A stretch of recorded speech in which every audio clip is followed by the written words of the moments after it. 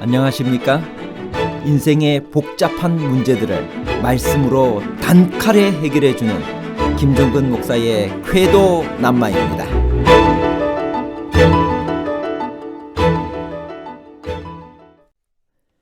기름을 바르며 기도하는 것이 그렇지 않은 것보다도 더 효과가 있나요? 왜 기름을 바르라고 하셨을까요? 기름은 장로들만 바를 자격이 있나요? 오늘날 병자들에게도 기름을 바르며 기도해야 할 필요가 있나요?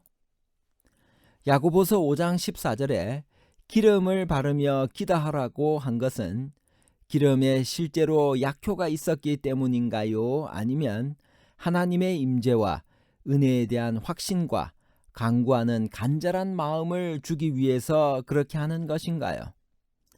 기름의 약효와 믿음의 능력에 관한 복잡한 문제를 하나님 말씀의 가르침으로 명쾌하게 해결해 드리겠습니다. 기름을 바르는 것은 무슨 이유인가요? 야고보 5장 14절에서 15절입니다. 너희 중에 병든 자가 있느냐? 그는 교회의 장로들을 청할 것이요 그들은 주의 이름으로 기름을 바르며 그를 위하여 기도할지니라. 믿음의 기도는 병든 자를 구원하리니 주께서 그를 일으키시리라. 혹시 죄를 범하였을지라도 사하심을 받으리라. 청함을 받은 장로들이 첫째로 해야 할 일은 주의 이름으로 병자를 위하여 기도하는 것입니다. 기름을 바르는 것은 기도에 따르는 부수적인 행동입니다. 여기서 분명히 해야 할 것은 본래의 뜻이 잘못 전달되어서는 안 된다는 것입니다. 중요한 것은 예수 그리스도의 이름으로 드리는 기도이지 기름을 바르는 행위가 아니라는 것입니다. 병을 낫게 하는 것은 믿음으로 드리는 기도이지 기름에 마술적인 효과가 있어서 그런 것이 아닙니다. 병자의 상처에 기름을 바르는 것은 고대 사회의 관습으로서 보통 감염을 방지하고 지혈하는 치료의 효과를 얻기 위한 것입니다. 그러나 여기서는 기름이 단순히 하나님의 은혜를 상징하는 것으로 사용되었습니다. 즉 치료 효과에 관계없이 병자에게 하나님의 임재와 하나님의 은혜를 확신시켜주는 하나의 상징적 행위인 것입니다. 천주교에서는 이 절을 근거로 죽어가는 자에게 사죄의 표시로서 종부 성사를 행하는데 죄의 용서의 표로 기름을 바르는 것은 야고보서의 본래 의도와는 상관이 없는 일입니다. 따라서 오늘날에도 병자에게 믿음의 기도를 드리는 것으로 충분하지만 병자가 꼭 기름을 바르고 기도하기를 원한다면 그렇게 할 수도 있을 것입니다. 그렇지만 기름을 바르는 행위에 초점을 맞추거나 무슨 마술적 효과를 기대해서는 안 될 것입니다. 단지 하나님의 임재와 은혜를 비는 간절한 심정으로 그렇게 할 뿐입니다. 건강을 회복케 하는 기적과 죄의 용서는 누구에 의해 가능한 것인가요? 야고보 5장 14절 15절입니다. 너희 중에 병든 자가 있느냐? 그는 교회의 장로들을 청할 것이요 그들은 주의 이름으로 기름을 바르며 그를 위하여 기도할지니라. 재림교 주석 야고보 5장 14절에서 주의 이름을 이렇게 설명하셨습니다.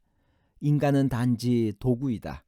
건강을 회복케 하는 기적과 죄의 용서는 예수 그리스도의 이름으로 이루어진다. 기름을 바르고 기도의 제사를 드리는 것을 포함한 온전한 봉사는 주의 뜻과 조화되게 이루어져야 한다. 어떤 목적을 위해 드려지는 기도는 신중히 시작해야 하는데 이는 그것이 사람이 참으로 하나님과 협력하고 그분의 모든 계명에 즐겨 순종하려는 것을 시사하기 때문이다. 온전하게 진실하지 않으면 어떤 기도도 효과가 없게 된다. 그러므로 병든 교인이 적어도 부분적으로라도 그의 질병의 원인이 된 습관을 포기하고 이후로는 건강의 법칙에 조화되어 살고자 하는 진실한 목적과 떨어져서 하나님과 축복을 기대할 수는 없다. 또한 간청하는 기도는 하나님의 뜻과 조화되어 이루어져야 하는데 이는 어느 누구도 다른 사람을 위한 최선의 것이 무엇인지 알지 못하기 때문이다. 인생의 가장 필수적이고 값진 교훈들 중에 어떤 것은 고통의 도가니 속에서 습득된다. 그렇기 때문에 잠시 동안 시련이 지속되도록 허용하는 것이 최선이라고 하나님께서 여기시는 것은 비록 그분이 고통을 야기하시지는 않는다 하더라도 일어날 수 있는 것입니다. 따라서 병든 자를 위한 기도는 신뢰와 순종으로 최선의 것을 아시고 결코 실수하지 않으시는 지혜로우신 하늘 아버지에 대한 꺼리낄 것 없는 확신을 가지고 드려져야만 한다. 그러므로 모든 현명한 그리스도인이 간구의 기도를 드릴 때는 당신의 뜻이 이루어지이다라는 순종적인 마음으로 해야 할 것이다. 증언보감 2권 55페이지에 있는 말씀을 읽겠습니다. 왜 사람들은 인류를 창조하신 분, 접촉과 말씀과 주시만으로도 각종 질병을 고쳐주실 수 있는 분을 그처럼 신뢰하고자 하지 않는가? 우리의 구속을 위하여 그처럼 크게 희생하신 분보다 더 믿을 만한 분이 누구인가? 우리 주님께서는 병들었을 때 우리가 해야 할 의무에 관하여 사도 야고보를 통하여 분명히 교훈하셨다. 너희 중에 병든 자가 있느냐? 저는 교회의 장로들을 청할 것이요 그들은 주의 이름으로 기름을 바르며 위하여 기도할지니라. 믿음의 기도는 병든 자를 구원하리니 주께서 저를 일으키시리라.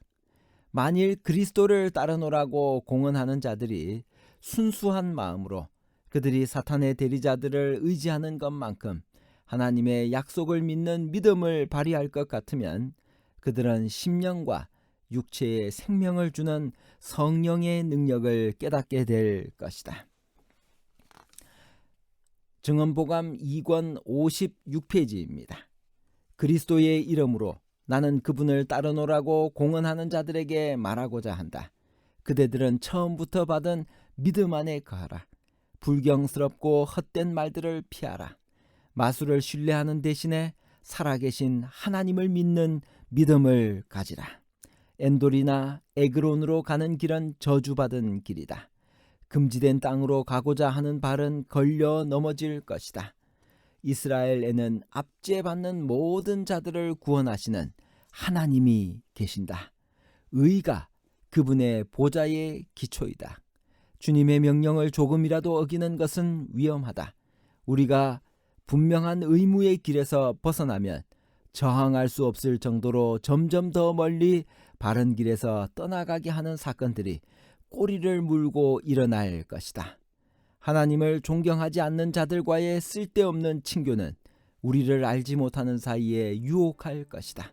세상 친구들의 마음을 상하게 할까 두려워하므로 우리는 하나님께 대하여 감사의 마음을 나타내지 못하거나 우리가 그분을 신뢰하고 있음을 시인하지도 못하게 될 것이다. 우리는 하나님의 말씀을 철저하게 따라야 한다. 우리는 그 말씀의 경고와 권면, 그 말씀의 책망과 약속 등이 필요하다. 우리는 오직 우리 구주의 생애와 품성에 나타난 완전한 모본이 필요하다. 성숙한 그리스도인은 하나님께서 자기 스스로를 위해 일을 행하는 사람이나 다른 사람이 자기를 위해 일을 행하도록 하는 사람을 위해 일하지 않으신다는 것을 인식할 것입니다. 성숙한 그리스도인은 하나님의 사랑과 지혜는 알려진 과학적 원리들을 지적으로 적용하면 자연적인 수단으로 성취될 수 있는 것들을 위해 초자연적인 섭리를 적어도 원칙적으로는 제공하시지는 않으신다는 것을 인식할 것입니다. 하지만 믿음이 있고 하나님께 헌신한 사람 모두가 다 건강히 회복되지는 않았음을 기억하는 것이 바람직한 것입니다.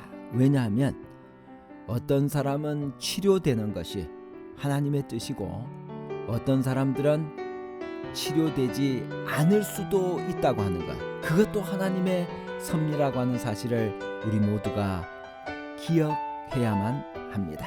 결론입니다. 첫째, 병자를 낫게 하는 것은 오직 믿음의 기도뿐입니다. 둘째, 기름을 바르는 것은 단지 병자에게 하나님의 임재와 은혜에 대한 확신과 간구하는 간절한 마음을 주기 위해서 그렇게 하는 것입니다. 기름에는 어떤 마술적 효과가 없습니다. 셋째, 오늘날에도 만일 중증의 병자들이 기름을 발라주기를 간절히 원한다면 거절할 필요는 없을 것이지만 남발하는 것은 문제가 있습니다. 감사합니다.